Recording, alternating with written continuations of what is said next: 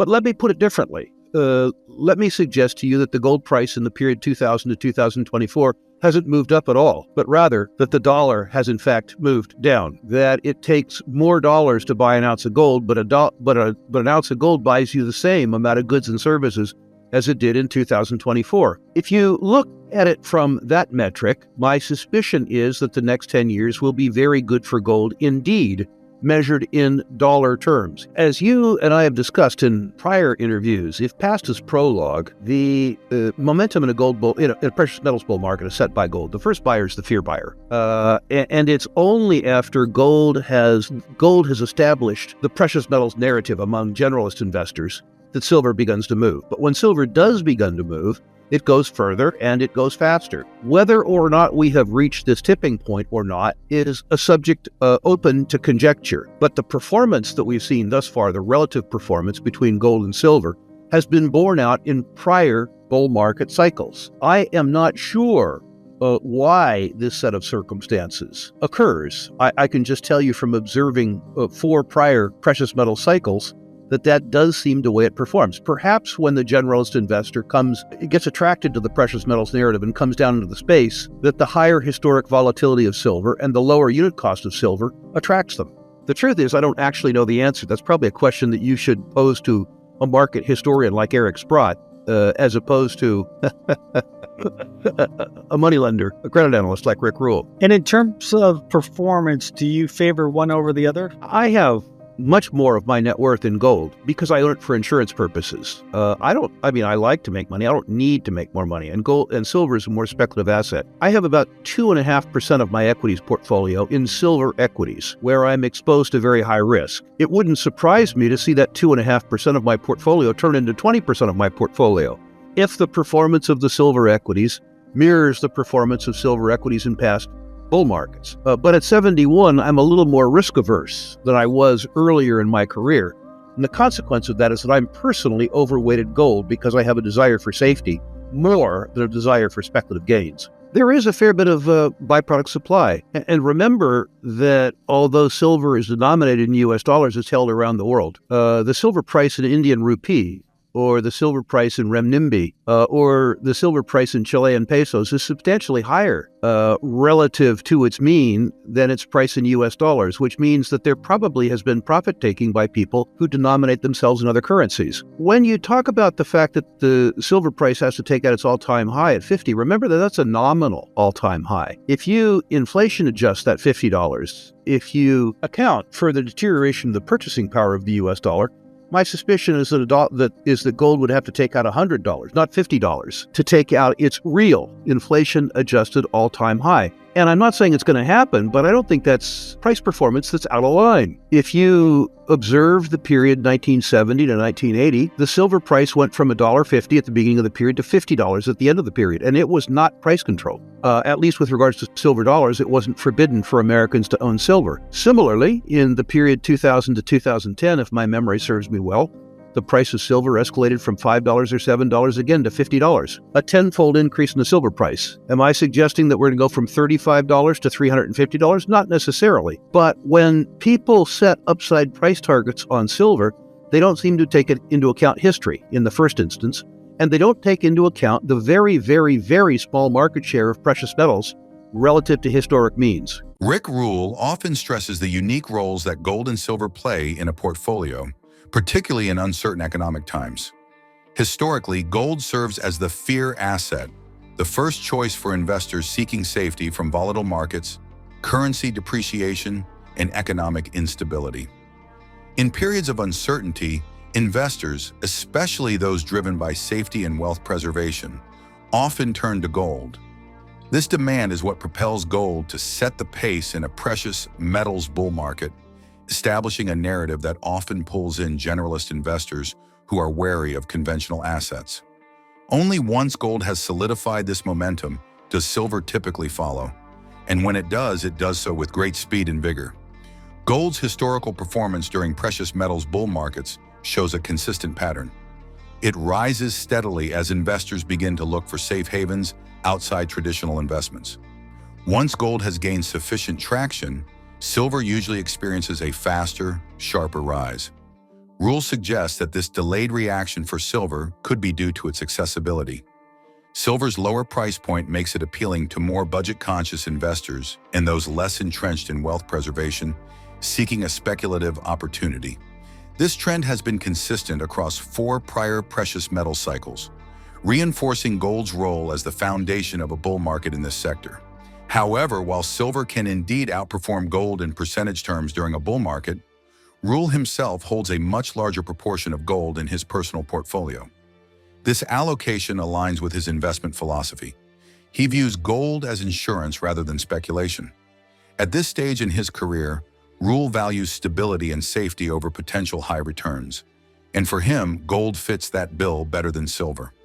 He has allocated a smaller portion of his portfolio to silver equities, a move that reflects his belief in silver's growth potential, but also acknowledges the metal's greater volatility and speculative nature. Gold's intrinsic value is rooted in its universal acceptance as a store of wealth, a role that currency, and particularly fiat currency, has struggled to uphold. This appeal is further amplified by the fact that, while gold is priced in US dollars, it is held globally and offers significant purchasing power protection across currencies. In countries like India, China, and Latin American nations, where inflation is often more pronounced than in the United States, gold's purchasing power tends to stay much more stable than their respective fiat currencies. Rule's approach resonates with investors who prioritize wealth preservation in the face of inflation and currency depreciation, themes that have grown increasingly relevant in today's global economy. Another crucial aspect of Rule's perspective is the historical context he provides. When investors set price targets for silver, for example, they often overlook that silver has achieved exponential gains in past bull markets. In the 1970s, silver rose from $1.50 per ounce to around $50, marking a more than 30-fold increase. And in the early 2000s, silver experienced a 10-fold surge from around $5 to nearly $50 per ounce. These price spikes reflect silver's potential in bull markets and underscore the cyclical nature of the metal's performance, especially once the narrative around precious metals as safe haven assets gains traction. Thus, Rule's primary motivation for owning gold is not for speculative growth, but as a hedge against the unknown, a protection against economic volatility, currency debasement, and the potential of severe inflation. He doesn't invest in gold with the hope it will double or triple in price. Instead, he views it as a constant that preserves purchasing power across generations. This mentality has guided his investment decisions over the last 2 decades, during which gold has compounded at an average annual rate of approximately 8%, a testament to its enduring value. In a period marked by political pressures on the Federal Reserve to lower interest rates, effectively devaluing the US dollar, Rule expects gold's price momentum to accelerate. If economic conditions worsen, driving the Fed to cut rates further or resume quantitative easing, gold's value could continue to climb as investors seek stability amid declining currency values. The historical precedent for this is clear. During the 1970s, gold rose from $35 to $850 an ounce after price controls were lifted and Americans were allowed to own it again. This escalation reflects gold's ability to respond positively to monetary instability and diminishing faith in fiat currencies. I think gold keeps going. Whether or not you should reduce your exposure really depends on you. I've said on your show before that I don't own gold because I think it might go through 2,700 or for that matter 3,000. I own it because I'm afraid it's going to go to 9 or 10,000. Will it do that in lockstep as a straight line? No. If you're a trader, if you're somebody who's afraid of volatility, if you can't afford to remain long, by all means take trading profits. That's not how or why I own gold. I own gold to maintain my purchasing power. By my measure, gold didn't start moving 3 years ago. Gold started moving in the year 2000. If you look at the 24 years that we've been through, gold has increased in price by about 8% compounded a year. For 24 years. Gold has maintained my purchasing power, which is precisely why I own it. Is the pace of the escalation of the gold price picking up? Yes. And in the face of political pressures on the Fed to lower their interest rate, which is a different way of saying devalue the yield on the US dollar, should gold continue to accelerate? Yes, if all other things remain equal. It's important that you remember that the decade of the 70s saw the saw the legal decontrol of the price of gold. In the early part of that decade, gold had been price controlled, as it had been for 30 years at $35 an ounce. So part of the move that you saw in the gold price in the decade of the 1970s was the simple removal of price controls and the legalization of gold ownership by Americans. Remember that in that decade, and some of your listeners are too young to remember, that the gold price went from $35 an ounce to $850 an ounce. My suspicion is that had gold been decontrolled and Americans had been allowed to own it, that it would have begun the decade at $100 or some number like that, so that the escalation in price would have been eightfold. That's consistent with the experience that we had in the decade 2000 to 2010. The gold price escalated, if my memory serves me correctly, from $253 to some number like $1,700, a 7 or 8-fold increase in the price of gold. I'm not saying that we're going to get that dramatic a move, but let me put it differently. Let me suggest to you that the gold price in the period 2000 to 2024 hasn't moved up at all, but rather that the dollar has in fact moved down, that it takes more dollars to buy an ounce of gold, but an ounce of gold buys you the same amount of goods and services as it did in 2024. If you look at it from that metric, my suspicion is that the next 10 years will be very good for gold indeed, measured in dollar terms. Here's why. In the decade of the 70s, we alleviated the stress of debt and deficits. We alleviated the overvaluation of the US dollar by devaluing the purchasing power of the US dollar. By the US government's own estimates, we devalued the dollar in terms of its purchasing power by 75% in the decade of the 70s.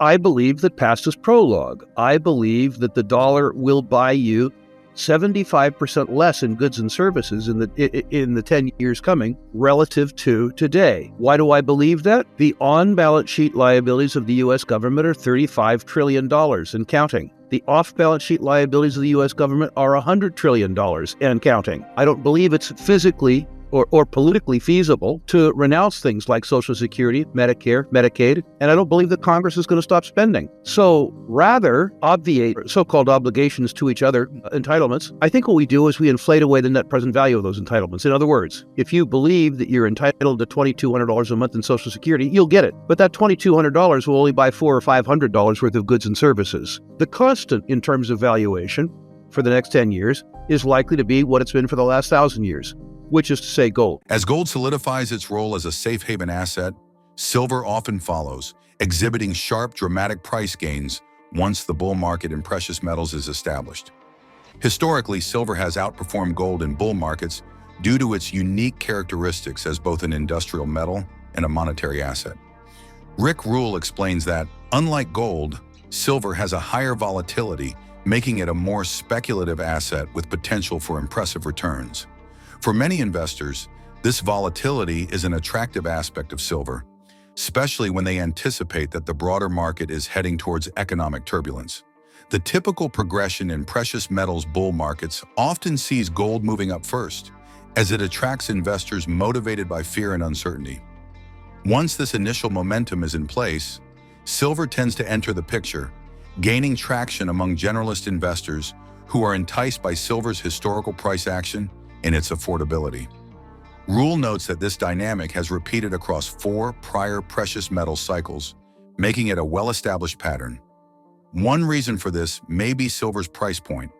It is typically cheaper than gold, which appeals to a broader spectrum of investors looking to diversify into precious metals, but without committing large amounts of capital. The gold-to-silver ratio, GSR, which measures how many ounces of silver it takes to buy 1 ounce of gold, is an essential tool that Rule and other market analysts use to evaluate silver's value relative to gold. Historically, this ratio has averaged around 15-to-1 to 20-to-1 in times when silver was in high demand, yet the ratio has risen significantly in recent years, reaching levels around 80-to-1, 1 to 90-to-1. Such a high ratio suggests that silver is undervalued relative to gold, providing a strong signal that silver may have substantial room for upward movement. If the GSR were to narrow to its historical average, silver's price would need to rise dramatically, potentially offering silver investors significant upside potential. This gold-to-silver ratio also aligns with the cyclical nature of silver's performance. During bull markets, as demand for silver increases and the ratio contracts, silver's price tends to spike more dramatically than gold's. Rule emphasizes that understanding the gold-to-silver ratio can provide crucial insights for investors, particularly those who recognize that silver's price has lagged behind gold's in recent years. If economic conditions worsen, leading to more demand for safe haven assets, silver could experience a substantial rally, possibly pushing the GSR closer to its historic norms. However, it's worth noting that the GSR doesn't only reflect precious metal trends, it's also indicative of broader economic factors, such as currency devaluation. Rule argues that much of the current rally in gold and silver isn't merely about these metals increasing in value. Rather, it's a reflection of the declining purchasing power of fiat currencies, especially the US dollar. With inflation pressures mounting and the Federal Reserve facing pressure to maintain low interest rates, the dollar's purchasing power is likely to continue to erode. Rule points out that in such an environment, it requires more dollars to purchase the same amount of goods, a situation that gold and silver help hedge against. From a broader economic perspective, silver offers unique appeal as both a monetary metal and an industrial metal. While gold is primarily held as a store of value, silver's dual purpose adds a layer of complexity to its pricing. With increasing demand for silver and green technologies such as solar panels and electric vehicles, industrial demand for silver is projected to grow in the coming years. This adds a new dimension to the traditional investment thesis for silver, as it becomes not only a hedge against inflation, but also a critical resource in the global shift towards renewable energy. Rule remains cautious with his personal allocation to silver, maintaining it as a smaller percentage of his portfolio compared to gold. His experience has shown him that silver's volatility can lead to significant price swings, which may not align with every investor's risk tolerance. However, for those who can weather this volatility, Rule believes silver offers substantial upside potential, particularly through investments in silver equities. Silver equities, or shares in companies that mine or produce silver, have historically provided leveraged exposure to silver prices, amplifying gains when the metal performs well. Rule suggests that for investors willing to accept the associated risks, silver equities could yield impressive returns if silver enters a strong bull market. One area where Rule believes silver equities may shine is among the junior mining companies, which are often highly sensitive to silver price movements. These companies typically have smaller market capitalizations and may operate with higher debt or lower cash flow than established mining firms. However, when silver prices surge, these smaller players often experience rapid increases in stock value as their assets become more valuable. Rule recommends that investors allocate a small portion of their portfolios to high-quality junior silver miners, which he views as speculative but potentially lucrative in a rising silver market. Rule's macroeconomic outlook further supports his thesis on precious metals. He highlights that the U.S. government's massive debt and ongoing fiscal deficits create an unsustainable financial trajectory, with the national debt exceeding $35 trillion and additional off-balance sheet liabilities estimated to be over $170 trillion. This burden places immense pressure on the Federal Reserve, which has few options to manage these debts without resorting to inflationary policies. Rule believes that the government will continue to rely on inflation as a hidden tax to reduce the real value of its obligations, thereby diminishing the purchasing power of the dollar.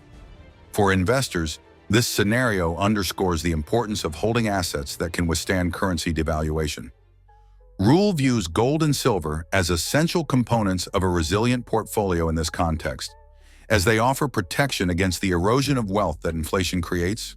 He argues that while gold provides stability, silver offers a speculative edge that could lead to extraordinary returns if inflation spirals out of control and fiat currencies lose further value. In essence, gold and silver provide a safeguard against a worst-case economic scenario where traditional currencies fail to hold their value. Silver's role in this landscape is unique.